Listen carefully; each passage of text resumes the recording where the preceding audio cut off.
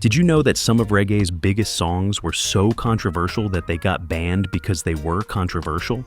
From Bob Andy's Fire Burning, which was banned for calling out political corruption, to Vibe's Cartel and Spice's Ramping Shop, which was too sexually explicit for Jamaican radio and caused outrage across the Caribbean. Here are 15 banned reggae songs that were too controversial. Wet Dream, Max Romeo, 1968. In 1968, Jamaican reggae singer Max Romeo recorded a song that would stir up controversy and unexpectedly become a big hit. The song was called Wet Dream, and it all started with a beat meant for someone else. The music track was first created for another artist, Derek Morgan, who was supposed to sing over it, but Morgan turned it down. So did other popular singers like John Holt and Slim Smith. Finally, the producers turned to Max Romeo, who had written the lyrics, and asked him to record it himself. At first, Romeo didn't want to. He said no several times, but legendary producer Bunny Lee kept pushing him until Romeo finally gave in and recorded it. Even though Wet Dream came out in 1968, it didn't start selling until a year later. By 1969, it had already become a hit in Jamaica. When it made its way to the UK, the song climbed the charts fast, reaching number 10 in August 1969. But not everyone was happy about the song. The lyrics were very sexual, and although Romeo joked that it was about a leaky roof, many people weren't buying it, especially with lines like, "Give the fanny to me." Because of that, the BBC and several radio stations banned it. In fact, the BBC only played it twice before taking it off the air. That ban only made the song more popular, especially among the rebellious British skinheads. Max Romeo later said the skinheads made it their anthem, using it to protest against the system. He said, "It was an anthem for the skinheads. They were a little group just forming, fighting against the system. And when the BBC banned it, they said, 'All right, we're going to use this as our protest song.'" Even radio DJs weren't allowed to say the title.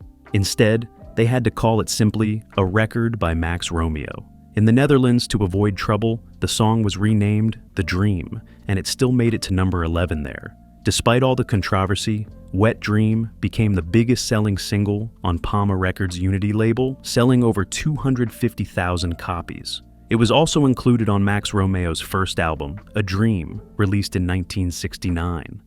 Pass the Coochie, The Mighty Diamonds, 1981.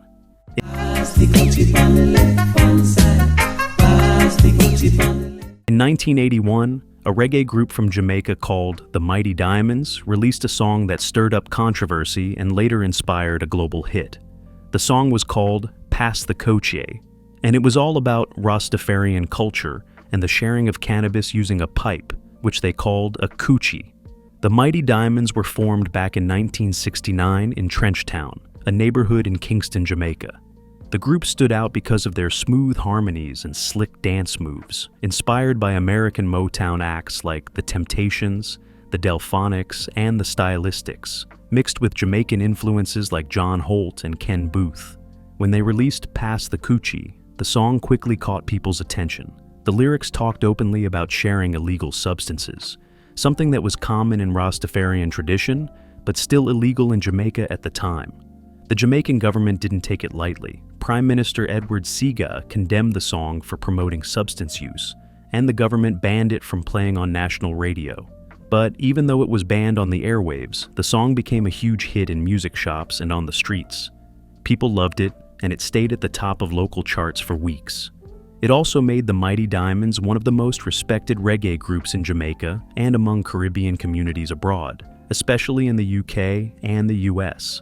In 1982, a British Jamaican group of teenagers called Musical Youth decided to remake the song. But because they wanted it to be radio-friendly, they changed the title and lyrics. Instead of Coochie, they sang Pass the Dutchie. Most people in the UK didn't realize that Pass the Dutchie was based on a song about cannabis.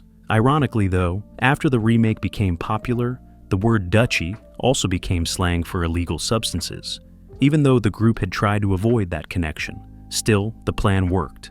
Pass the Dutchie shot to number 1 on the UK singles chart and became a worldwide hit. Boom, Bye Bye, Buju Banton, 1992.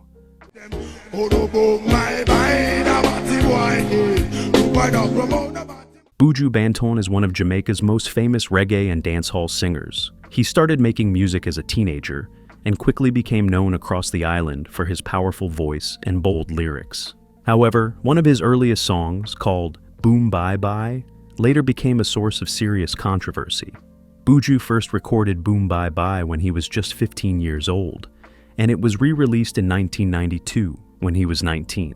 The lyrics of the song talked about violence against gay men, and when it came out again, it drew heavy backlash from people and groups all over the world. In 2007, Buju was reportedly one of several reggae artists who signed the Reggae Compassionate Act. This pledge was meant to get artists to stop performing homophobic songs or making hateful statements. But later, Buju said he never agreed to any such pledge. Still, that same year, he chose not to perform Boom Bye Bye or similar songs during a major reggae concert called Reggae Carafest.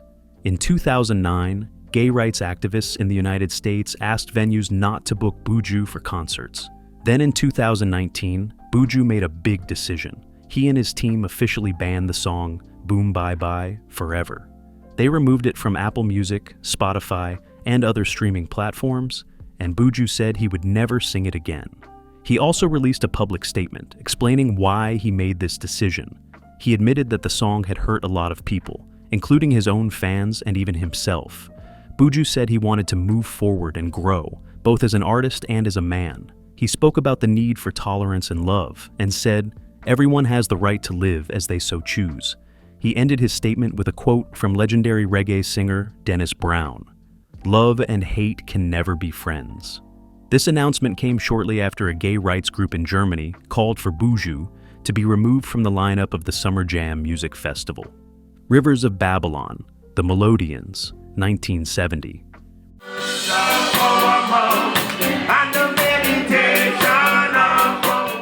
Rivers of Babylon is a Rastafari song written and performed in 1970 by Brent Dow and Trevor McNaughton, members of the Jamaican group The Melodians. The song's words are mostly taken from two parts of the Bible, Psalms 19 and 137, which talk about sorrow, exile, and holding on to faith during hard times.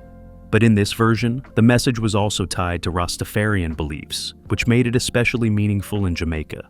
When the song first came out, many Jamaicans quickly connected with it, but not everyone was happy about its message. The Jamaican government banned it at first, saying that it had too many clear Rastafarian references, like the names King Alpha and O Far I. Officials felt these words were too political and might cause unrest. This angered the group's producer, Leslie Kong, who said it didn't make sense to ban a song that was made up mostly of Bible verses. He pointed out that Jamaican churches had been singing these same words for generations. Eventually, the government changed its mind and lifted the ban. Not long after, Rivers of Babylon became a #1 hit in Jamaica within just 3 weeks. The song became even more famous when it was included on the soundtrack of the 1972 movie The Harder They Come. Years later, in 1978, a group from Europe called Boney M released their own version of the song. It became a massive hit, winning a Platinum Award and ranking as one of the top 10 best-selling singles of all time in the UK. It was used in movies like Bringing Out the Dead, starring Nicolas Cage, and Jack Goes Boating, starring Philip Seymour Hoffman. Legalize It, Peter Tosh, 1975. Legalize it, yeah. Legalize It is the first solo album by Peter Tosh, a Jamaican singer-songwriter who was once a member of the Wailers alongside Bob Marley and Bunny Wailer. The album came out in June 1976, and it quickly made waves not just for its music, but for its strong political message. Peter Tosh wrote the song Legalize It as a way to speak out. He was tired of being targeted by the Jamaican police, who often arrested or harassed him because of his Rastafarian beliefs and his use of cannabis. The song was a bold demand to legalize substances, especially for medical reasons. In interviews, he made his message even clearer. In 1977, he said, "We are the victims of rasclot circumstances. Victimization, colonialism, gonna lead to bloodbath." He was frustrated by the unfair treatment of people like him. When the title track Legalize It came out in 1975, it was banned from Jamaican radio. But Tosh didn't back down. He took out an ad in a Jamaican newspaper and printed the entire lyrics of the song for everyone to read. Instead of silencing him, the ban only made the song more popular and helped push Tosh into international fame. In Britain, the Independent Broadcasting Authority also tried to block the song. They told all independent radio stations not to play it, saying it broke the law because it called for changes to the substance laws. The IBA even stopped ads for the song and album from airing on the radio. The album was released in the United States in June 1976, where it made it onto the Billboard 200 chart, reaching number 199 and stayed on the chart for 2 weeks. Years later, in 1999, the album was officially certified platinum by the Recording Industry Association of America, meaning it had sold over 1 million copies. No Blood for Oil, Cocoa Tea, 1990. Speak up, set my conscience free. Cocoa Tea was a reggae singer from Jamaica who started singing when he was just 14 years old. Back in 1974, he recorded his first song, Searching in the Hills, with a label called Little Willie. But the song didn't become a hit, and young Cocoa Tea got discouraged. So he stepped away from music for a while and tried other jobs.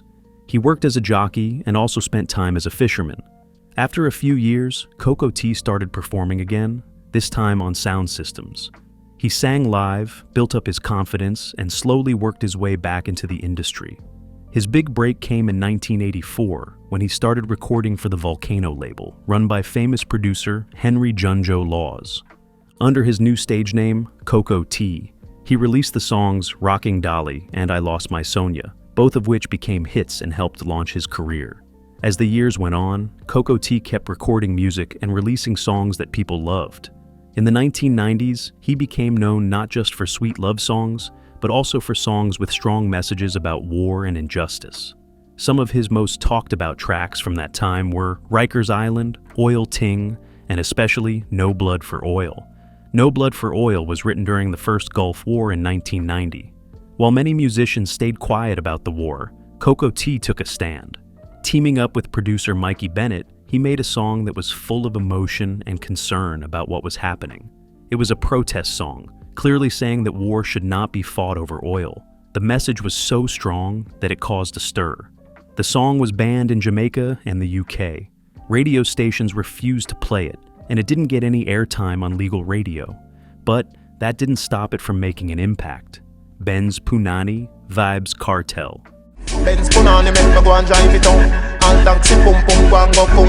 Vibes Cartel is a famous and controversial dancehall artist from Jamaica. He's known for his wild lyrics, bold personality, and songs that often push the limits of what's acceptable. A major music magazine, Rolling Stone, once described him as a kind of folk hero in Jamaica who makes others uncomfortable with his content. In the early and mid-2000s, Cartel became a powerful force in Jamaican music. He dropped hit after hit, with songs like It Bend Like Banana that were full of energy, humor, and sexual themes. Even though Jamaica banned a type of music called daggering, which includes very sexually explicit songs, Cartel still found a way to dominate the scene. But as his fame grew, so did the controversy. In 2004, Cartel was supposed to be nominated for the UK MOBO Awards, but that nomination was taken back because of the homophobic content in some of his lyrics. He even broke a major Jamaican taboo by openly singing about oral sex, something that many people in the country considered shameful to even talk about. As time went on, some countries started to push back. In 2011, the government of Guyana banned Cartel's music, like Benz Punani, from being played on public radio and TV. Officials said his songs were full of obscene words and didn't offer anything positive for listeners. Not long after, Grenada, Barbados, and St. Lucia. Lucia also banned him from performing in their countries. They believed his influence might not be good for their young people either. If you are enjoying this video, appreciate it by giving it a thumbs up. And if you have not subscribed, what are you waiting for? Hit that subscribe button. No, Joshua No, Max Romeo, 1970s.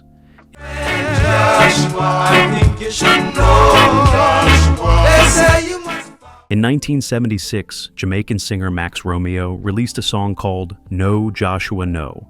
This song was directed at Michael Manley, the Prime Minister of Jamaica at the time and leader of the People's National Party.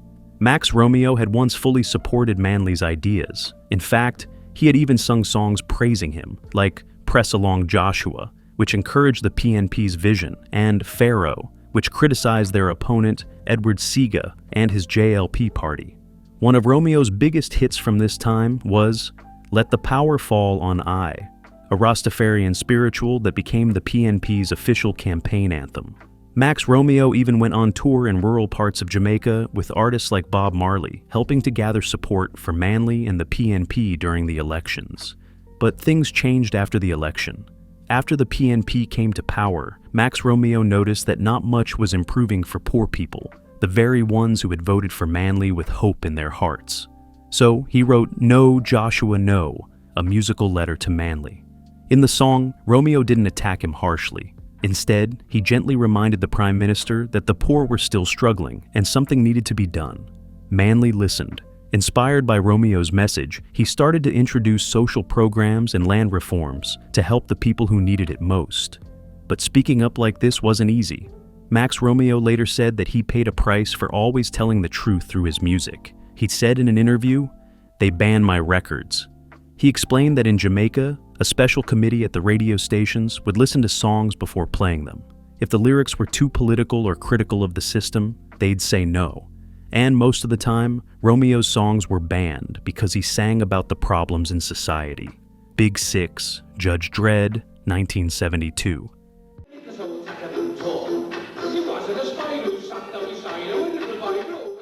Judge Dredd was an English reggae and ska musician. Judge Dredd became the first white artist to have a reggae hit in Jamaica. In 1969, Prince Buster had a hit with a cheeky song called Big Five, which was full of sexual jokes hidden in clever wordplay. Judge Dredd liked that idea. He recorded his own version, using the children's rhyme Little Boy Blue as the bass, but he gave it a naughty twist. At first, he called the song Little Boy Blue, but when he played it for the people at Trojan Records, they had another idea.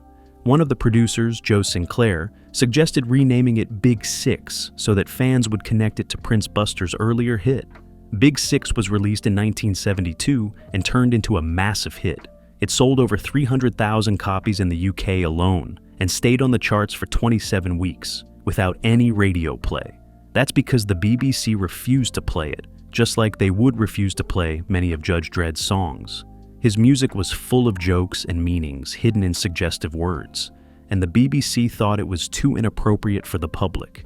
Judge Dredd became so known for his racy lyrics that he ended up holding a very unusual record. He was the most banned artist in BBC history. More of his songs were banned from the radio and TV than any other singer ever, and he even made it into the Guinness Book of World Records for that reason. Despite the bans, his music was loved by fans all over the world. In 1973, Big Six even reached #1 in parts of Africa. Rostas Never Die, Lucky Dube, 1984. Lucky Dube was a Rastafarian, and his music spoke about serious issues like racism, injustice, and poverty. His songs didn't just sound good, they had meaning, especially for people living under apartheid, the system that kept black South Africans under harsh and unfair rule. At first, Lucky didn't start with reggae. He was making music with a group called the Super Soul, and they played a different style called Mbakanga, which was very popular in South Africa. His albums were selling well, with thousands of copies sold. But as he toured and performed, he noticed the crowd really connected with the reggae songs he played during his shows. He had been inspired by Jamaican reggae legends like Jimmy Cliff and Peter Tosh, and he realized that their message of freedom and justice could really speak to South Africans too. Encouraged by this, he decided to try reggae for real. In 1984, he released his first reggae album, Rostas Never Die. The South African government banned the album in 1985. They didn't like the lyrics, which were against war, crime, and the apartheid system. The song, War and Crime, especially made them uncomfortable. At the time, the government didn't want music that spoke out against their rule, but Lucky Dube didn't give up. He released another album called Think About the Children. This time, it was a big success. It also made Lucky more famous outside his country, and people around the world started to pay attention to his music. Bad Card, Bob Marley and the Wailers, 1980. I want to disturb my neighbor. Bob Marley and the Wailers were a famous band from Jamaica that played ska, rocksteady, and reggae music. The group started in 1963 with three talented young men, Bob Marley, Peter Tosh, and Bunny Wailer. In the early 1970s, the trio worked with top Jamaican music producers like Leslie Kong and Lee Perry. During this time, they released 4 albums. Then, in 1972, they got a big break when they signed with Island Records, but not everything went smoothly. By 1974, both Peter Tosh and Bunny Wailer decided to leave the band. They were unhappy with how the label was treating them, and also had different ideas about the direction of the music and the message. Bob Marley chose to keep going. He formed a new version of the Wailers, adding female backup singers known as the I-Threes, which included Rita Marley, Bob's wife. With this new lineup, Bob Marley and the Wailers went on to release 7 more albums. One of the most powerful and important albums was Uprising, released in 1980. It was the last album Marley released while he was still alive. One song on the album, Bad Card, made trouble for Marley in Jamaica. The government tried to ban it from the radio because they felt it was too political. Even though Marley supported the People's National Party, both of Jamaica's main political parties ended up using songs like Bad Card and Coming In From the Cold in their campaign ads. Despite the drama, the Uprising album did really well. In the UK, it reached the top 10 on the album charts. In the United States, the album also made it onto the Billboard charts. Look, Bounty Killer, 1999. Look into my mind, can you see the world? Can you tell that high? Bounty Killer is a famous Jamaican reggae and dancehall DJ known for his tough style and bold lyrics. In the 1990s, he became one of the most aggressive and controversial stars in the dancehall scene. Before becoming a famous musician, Bounty Killer was an entrepreneur who sold figurines. But his life took a turn when he was encouraged to try his hand at music. He went to King Jammy's recording studio in Kingston, Jamaica, and began recording in 1992. One of his early songs, called Copper Shot, got attention, but it had strong lyrics about guns and violence, which made the producer, King Jammy, hesitant to release it. However, Jammy's brother, Uncle T, disagreed and decided to release the song on his own. The song became an underground hit in both Jamaica and New York. During the 1990s, a well-known dancehall producer named Dave Kelly wrote many famous songs for Bounty Killer. One of these songs, called Look, was a deep and powerful track that gave a voice to a desperate criminal. In the lyrics, the character asks society to look at the reasons behind violence, such as hunger and poverty, which often lead people to feel trapped. Bounty Killer's delivery of these lyrics was intense, making the song even more powerful. However, because of its dark message, the song was banned in Jamaica. Despite this, Bounty Killer's performance of the song was so impactful that he got the chance to recite the lyrics on HBO's Deaf Poetry Jam, a spoken word poetry show. Ramping Shop, Vibes Cartel, and Spice, 2009. This cartel spin me like a satellite dish. Deal with your like the crushing eye. Vibes Cartel had a hard time breaking through to international success. Interestingly, his first song to gain attention on US radio was Ramping Shop, but it had quite a controversial history. The song was banned in Jamaica, and it faced a possible copyright challenge in the US, too. Ramping Shop, a sexually explicit duet with female artist Spice, uses the beat from Nayo's popular song, Miss Independent. The song's lyrics describe a very sexual relationship between Cartel and Spice, with each verse showing how they please each other. The chorus emphasizes how Spice makes her partner feel good, focusing on her body's ability to give satisfaction. In Jamaica, the song caused a lot of controversy because of its explicit content. The Broadcasting Commission of Jamaica banned it from being played on the radio and TV, and many stations refused to air it. Some other Caribbean countries also banned it for being too sexual. At first, the song was released in a censored version in Jamaica, with some of the most explicit parts edited out for radio play. However, even this version caused problems, and groups like religious organizations criticized it. Because of the backlash, Vibes Cartel decided to release the uncensored version of the song, which was even more explicit. Despite the backlash, Ramping Shop became one of Cartel's biggest hits, popular at parties and dance hall events for its catchy beat and bold lyrics. Despite being banned in Jamaica, Ramping Shop became a landmark in dancehall music history. In 2009, it even made its way to the Billboard Hot 100 Singles chart in the United States. The Power and the Glory. Ernie Smith, 1976. Not to really know just how we get. Ernie Smith became popular in the late 1960s and 1970s, making a name for himself with songs that people in Jamaica really connected with. His first big hit was a song called Bend Down. After that, he had a string of Jamaican #1 hits like Ride on Sammy, One Dream, and Pita Pata. In 1972, Ernie took his talent overseas and won the Yamaha Music Festival in Japan with a cheerful tune called Life is Just for Living. Ernie also found success covering famous international songs like Help Me Make It Through the Night and Everything I Own. One of his songs, I Can't Take It, reached new heights in 1975 when it was recorded by Johnny Nash under the name Tears on My Pillow. It topped the UK singles chart. However, because there was already an older song with the same title, there was confusion, and Ernie didn't get his royalties at first. In 1976, Ernie released a powerful song called The Power and the Glory, also known as We the People. It spoke out against the political violence happening in Jamaica during that time. The government declared a state of emergency, and the song was banned from Jamaican radio. Although Ernie was never directly threatened, he felt unsafe and left Jamaica after someone advised him to go. Later, while in Miami, he read in the news that he had been threatened, but he said that wasn't actually true.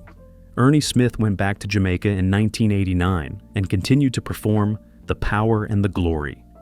Fire Burning, Bob Andy, 1974.